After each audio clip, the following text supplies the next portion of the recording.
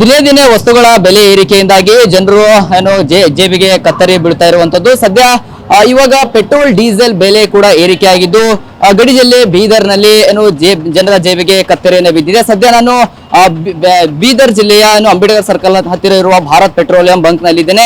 ತೋರಿಸ್ತಾ ಹೋಗ್ತಾನೆ ದೃಶ್ಯ ಯಾವ ರೀತಿ ಇದೆ ಅಂತಂದ್ರೆ, ನಿನ್ನೆ ಕೇವಲ 1 ಲೀಟರ್ಗೆ 103 ರೂಪಾಯಿ ಇತ್ತು, ಆದ್ರೆ ಇವತ್ತು 107 ರೂಪಾಯಿ ಆಗಿದ್ದು 4 ರೂಪಾಯಿ ಹೆಚ್ಚಾಗಿ ಜನರ ಜೇಬಿಗೆ ಕತ್ತರಿಯನ್ನ ಬಿದ್ದಿರುವಂತದ್ದು. ಈಗಾಗಲೇ ಎಲ್ಲಾ ವಸ್ತುಗಳ ಬೆಲೆ ಏರಿಕೆಯಿಂದಾಗಿ ಇಲ್ಲಿನ ಬೀದರ್ನ ಸಾರ್ವಜನಿಕರು ಪರದಾಡುವ ಪರಿಸ್ಥಿತಿ ನಿರ್ಮಾಣವಾಗಿದೆ. ಅದರ ನಡುವೆ ಈಗ ಮತ್ತೆ ಪೆಟ್ರೋಲ್ ಡೀಸೆಲ್ ನ ಬೆಲೆ ಏರಿಕೆಯಿಂದಾಗಿ ಜನರಿಗೆ ಶಾಕ್ ಅಂತಾನೆ ಹೇಳ್ಬೋದು. ಈ ಪೆಟ್ರೋಲ್ ಡೀಸೆಲ್ 3 ರೂಪಾಯಿಯನ್ನ ಏರಿಕೆ ಆಗಿದ್ದು ಇವಾಗ ಮತ್ತೆ ಆಟೋ ಒಂದು ಪ್ರಯಾಣ ದರ ಏನಿರುತ್ತೆ ಅದು ಕೂಡ ಹೆಚ್ಚಾಗುವ ಒಂದು ಆತಂಕ ಕೂಡ ಕಾಣ್ತಾ ಇದೆ. ಯಾಕೆಂದ್ರೆ ಈ ಒಂದು ಪೆಟ್ರೋಲ್ ಡೀಸೆಲ್ ನ ಬೆಲೆ ಏರಿಕೆಯಿಂದಾಗಿ ಆಟೋ ಚಾಲಕರಿಗೆ, ಪ್ರಮುಖವಾಗಿ ಆಟೋ ಚಾಲಕರು ಹೈರಾಣ ಆಗ್ತಿರುವಂತದ್ದು. ಅವರು ಕೂಡ ತಮಗೆ ಖರ್ಚು ಹೆಚ್ಚಾಗುತ್ತೆ, ಹೀಗಾಗಿ ಅವರು ಕೂಡ ದರ ಏರಿಕೆ ಮಾಡುವ ಒಂದು ಪರಿಸ್ಥಿತಿ ಬರ್ಬೋದು ಅನ್ನುವ ಒಂದು ಹಂತ ಬರ್ತಾ ಇದೆ. ಜೊತೆಗೆ ಈ ಪೆಟ್ರೋಲ್ ಮತ್ತು ಡೀಸೆಲ್ ನ ಒಂದು ಬೆಲೆ ಏರಿಕೆಯಿಂದಾಗಿ ಇಡೀ ಮಾರ್ಕೆಟ್ ಮೇಲೆ ಒಂದು ಪರಿಣಾಮ ಬೀರುತ್ತೆ.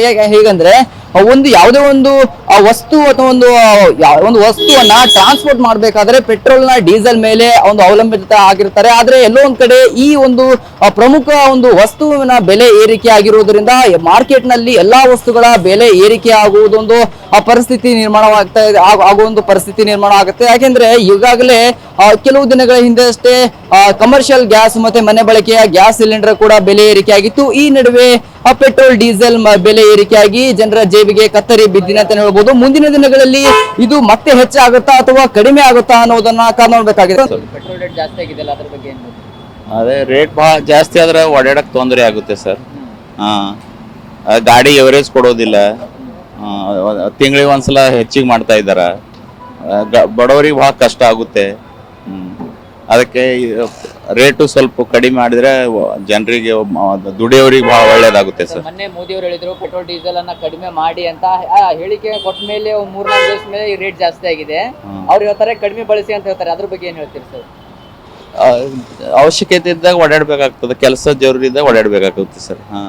ಸುಮ್ಮ ಅನ್ನೆಸರಿ ಓಡಾಡಿದ್ರೆ ಅದು ಸ್ವಲ್ಪ ಅದು ಕಂಟ್ರೋಲ್ ಮಾಡ್ಕೋಬೇಕು. ಎಷ್ಟು ಕಡಿಮೆ ಮಾಡ್ಬೇಕಂತ ಹೇಳ್ತೀರಿ ಹೇಗೆ ಸರ್?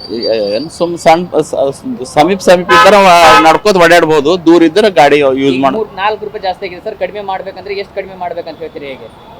ಅಷ್ಟು ಹೆಚ್ಚಿಗೆ ಮಾಡಿದ್ರೆ ಭಾಳ ಇದು ಸರ್. ಸುಮ್ ಮೊದಲೆಲ್ಲ 1 ರೂಪಾಯಿ 2 ರೂಪಾಯಿ ಅಷ್ಟೇ ಹೆಚ್ಚಾಗ್ತದೆ, 4 ರೂಪಾಯಿ ಅಂದ್ರೆ ಭಾಳ ಹೆಚ್ಚಾಗಿದೆ ಸರ್. ಪೆಟ್ರೋಲ್ ಡೀಸೆಲ್ 4 ರೂಪಾಯಿ ಹೆಚ್ಚಾಗ್ಯದ್ರಿ. ಬಟ್ ಎಲ್ಲಿ ಕಾಂಗ್ರೆಸ್ ಸರ್ಕಾರದಾಗ ಅಲ್ಲಿ ಹೆಚ್ಚಾಗ್ಯದ, ಬಿಜೆಪಿ ಸರ್ಕಾರ ಎಲ್ಲಿ ಅದ ಅಲ್ಲಿ ಕಡಿಮೆ ಅದ, ಇಲ್ಲಾರ ಕಾಂಗ್ರೆಸ್ ಸರ್ಕಾರ ಹೆಚ್ಚಾಗ್ಯದ. ಈಗ ಪೆಟ್ರೋಲ್ ಕಮ್ಮಿ ಬೆಳೆಸ್ರಿ ಅಂತಂದ್ರೆ ಮೋದಿಜಿ ಮನ್ನು ಬೆಳೆಸಂತ ನಮ್ ಸಲಾಗ ಅಂದಾರ. ಥೋಡೆ ಕಮ್ಮಿ ಬೆಳೆಸಿ ಅಂದ್ರೆ ಕಮ್ಮಿ ಆಯ್ತು ಅಂತಂದ್ರೆ ಪೊಲ್ಯೂಷನ್ ಬಿ ಕಮ್ಮಿ ಆಯ್ತದ, ಮತ್ತು ಥೋಡೆ ಹೆಂಗದ ರೇಟಿಗೆ ಹೆಚ್ಚಿಗೆ ಆಗ್ಯಾವ, ಮತ್ತು ಕಡಿಮೆ ಬಿ ಆಯ್ತು ಅವ್ರ ಅಂದಿನಪ್ಲೆ. ಅವ್ರು ಏನಂದ್ರೆ ನಮ್ ಒಳ್ಳೆ ಸಲಾಗಿ ಅಂದಾರ ಮೋದಿಜಿ. ನನ್ನ ಅನ್ಸ ಮಟ್ಟಿಗಾರ ನಾ ಎಷ್ಟು ತಿಳಿದೆ, ಒಟ್ಟು ನನ್ನ ಅನ್ಸ ಮಟ್ಟಿಗಾರ ಒಳ್ಳೇದ ಅಂದಾರ ನಮ್ಮ ಸಲಾಗ. ಈಗ ಅವ್ರು ಮೊನ್ನೆ ಅವ್ರು ಅಂದ್ರು ಡೀಸೆಲ್ ಪೆಟ್ರೋಲ್ ಥೋಡೆ ಉಪಯೋಗ ಕಮ್ಮಿ ಮಾಡ್ರಿ ಅಂತ. ಅವ್ರ ಕೂಡ ಅವ್ರು ಹಿಂದೆ ಒಂದು 50 ಗಾಡಿ ಇರ್ತೀವಿ, ಅವ್ರು 2 ಗಾಡಿ ತಗೊಂಡು ಓಡಾಡ್ಲತ್ತಾರ. ಈಗ ಯಾಕಂದ್ರೆ ನಮ್ಮ ದೇಶ ಸಲಾಗ ಓಡಾಡ್ಲತ್ತಾರ, ನಮ್ಮ ಸಲಾಗ ಓಡಾಡ್ಲತ್ತಾರ.